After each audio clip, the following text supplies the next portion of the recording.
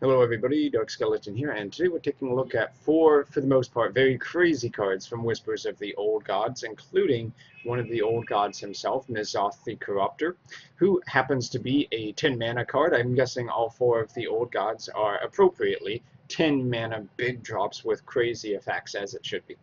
So N'Zoth the Corruptor is a 5/7, which is, yeah, well, at least it can't be BGH, that's always a plus. But the real benefit of this card is his battle cry effect. Summon your death rattle minions that died this game. So if you know about the Murloc Paladin deck, the anything can happen card, 10 mana summon 7 Murlocs that died this game, it's kind of similar to that. Except you can only get a maximum of 6 minions. It's death rattle, not Murlocs. And the 7th minion is going to be a 5/7, which is totally reasonable, and is off the Corruptor. Now, what you will actually use N'Zoth, the Corruptor, for specifically could vary a lot. I mean, there are obvious death rattle minions you'd want to resummon, like Sylvanas Windrunner, Cairn Bloodhoof. Let's see, maybe, well, in wild mode, maybe Mad Scientist and Piloted Shredder, but those won't really be options now, will they? But yeah, obviously, you would want a Death Rattle deck that has at least 6 Death Rattle minions, or 4 or 5 really strong ones that you want to summon. You don't have to necessarily summon 6 minions onto the field for this to be worth playing, of course not.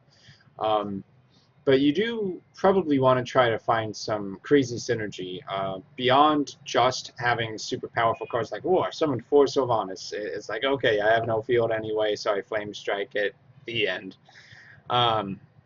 But if there is some Death Rattle combo that people find that kind of works in the same realms as the Murloc Paladin Anything Can Happen deck, Death Rattle Synergy, for instance, if that's even a thing in this set, then N'Zoth the Corruptor Death Rattle decks could be pretty good. One idea that does kind of come to mind, it's something I've been playing around with for a while, is the idea of a Control Rogue. Can be Death Rattle based.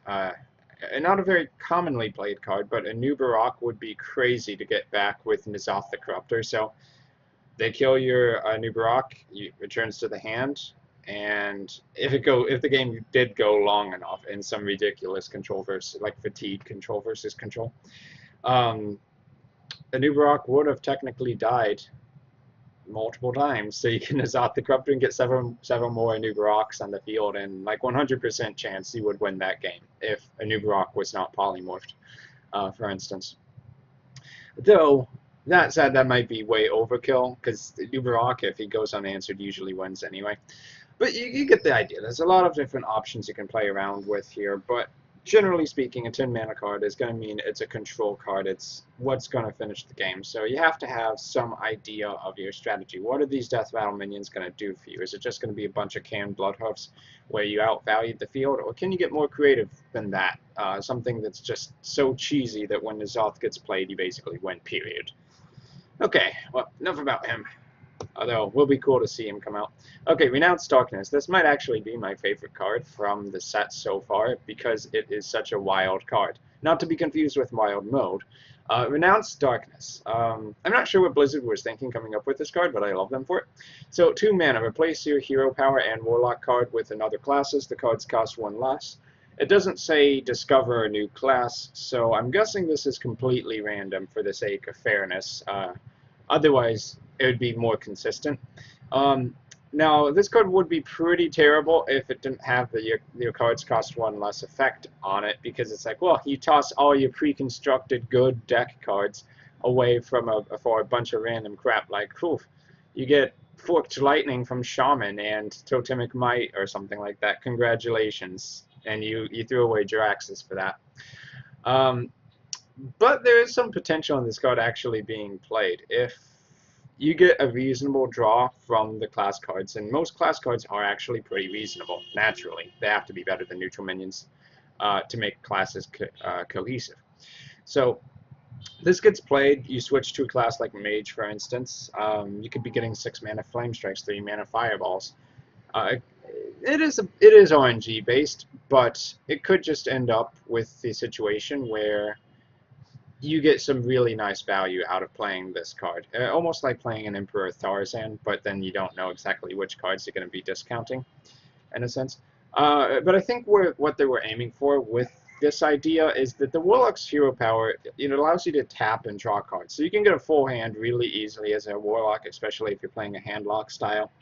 But then after that, after you've drawn 4 or 5 cards, you really don't need to draw much for the rest of the game. And Warlock as a class doesn't really need to play draw cards like Azure Drake necessarily, although Azure Drake's still fine in like Malagos. But once you've used Life Tap so many times, you don't really want to draw more, especially in control versus control. So swapping out for a new hero power is actually pretty good. Like if you get the Mage hero power, that can get you a lot more value over the course of a control versus control game, and that's pretty good. It's kind of like playing Sir Friendly McGurgleton. Though, combined with that, you get the Emperor Tharzan effect on a bunch of random cards. Now, it's not completely going to randomize your deck because it's only the Warlock cards. So what you can do is play situational Warlock cards, and then the core cards that you know you're going to want to keep, like the big legendaries, you don't have to worry about those changing because it's just Warlock cards. So if you happen to be playing Ysera in your deck, let's just say something huge like that, you're still going to have Ysera when you turn into a Mage. So it's really hard to evaluate how good it will be in practice. I want to lean to say it's going to be a little bit more on the gimmicky side, but Dreadsteed was pretty gimmicky, and I've seen people make legend decks out of that, so I will definitely be trying Renounce Darkness and trying to make something competent out of that. Seems like a lot of fun. It is a lot of fun, even if it's not good. Whether it's good or not, really, really tough to say right now, honestly. Okay, next up, the Undercity Huckster. This is a card I like, of course. You can't really tell because of the golden background on this GIF, but it is a rogue card. So 2 mana, 2/2, Death Rattle, add a random class card from your opponent's class to your hand. So it's kind of like a 2/2 combined with half of a Burgle, which is quite nice, actually. I would think this is going to be a pretty staple rogue card, especially if you're going for that value style of game. The nice thing about a 2/2 in Rogue is that if your opponent counters it with a 2/3, you can always dagger the last 1 HP off the minion, so it's not too big of a deal. It's almost like adding Mad Scientist to Rogue. Not quite as good because the card doesn't immediately get played, but it does seem like a card that could quite easily become staple. Actually, I would compare it to shoot, what's the card from Warlock that discovers you a 1-drop? You guys know which one I'm talking about, sorry. So it's a 2 mana card that discovers you 1 of 3 cards, kind of. Here you're just getting a random card from your opponent's class card, but compared to the Discover effect, you have no chance of getting a crappy neutral minion. It's guaranteed going to be a class card, which is probably 50 or 70% of the time going to be pretty good, actually. So, that said, I think this will be a very solid card in Rogue going forward. Now there was one more here. The Brood of N'Zoth. This card I'm not so sure about, but what comes to mind is Zoo. So it's a 3 mana 2/2, the Death Rattle. Give all your remaining minions +1/+1. So wild mode, if you were playing it with Implosion, let's say you had the Brood of N'Zoth on the board, for some reason your opponent didn't kill it. You play Implosion, and then you sacrifice this thing to finish off one of your opponent's minions. Your imps that you just summoned are all 2/2s instead of 1/1s, and that's pretty decent. That said, this card requires a lot of setup. It would be crazy if it was Battlecry if your minions +1/+1, but obviously they'd never make that a thing. If anything, it would make it into a Zoo deck, but I'm not actually sure it's good enough because it's a 2/2 that your opponent will probably just want to kill off. More than likely, you're going to have 1 minion maybe when your opponent makes the trades correctly, like they kill off your Flame Imp and then they leave your Nerubian Egg alive. So they kill Brood of N'Zoth off second. Your Nerubian Egg gets +1/+1. And then effectively this was like 3 mana, play a 2/2 and give a minion +1/+1. In which case, why not just play Shattered Sun Cleric?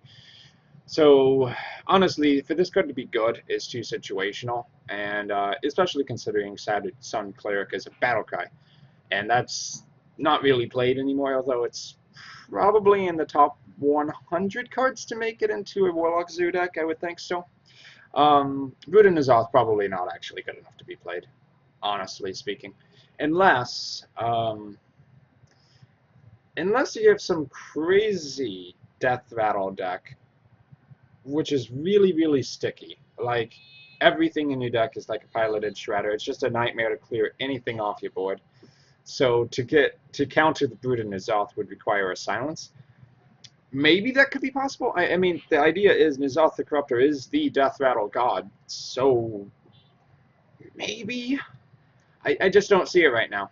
We'd have to see more Death Rattle cards from this set, or more cards that would play well with Brood of N'Zoth for this to work at all.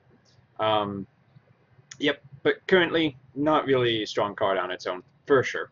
So, I've been Dark Scouts, and hope you enjoyed taking a look at these 4 cards with me. Definitely love Renounce Darkness, and N'Zoth the Corruptor himself is actually really cool. I do like Death Rattle style of decks, maybe Death Rattle Rogue, maybe Death Rattle Control Rogue. So, yeah, will be interesting to see how all this plays out, of course. So, thanks for watching, and I'll see you in my next video. Till then, guys.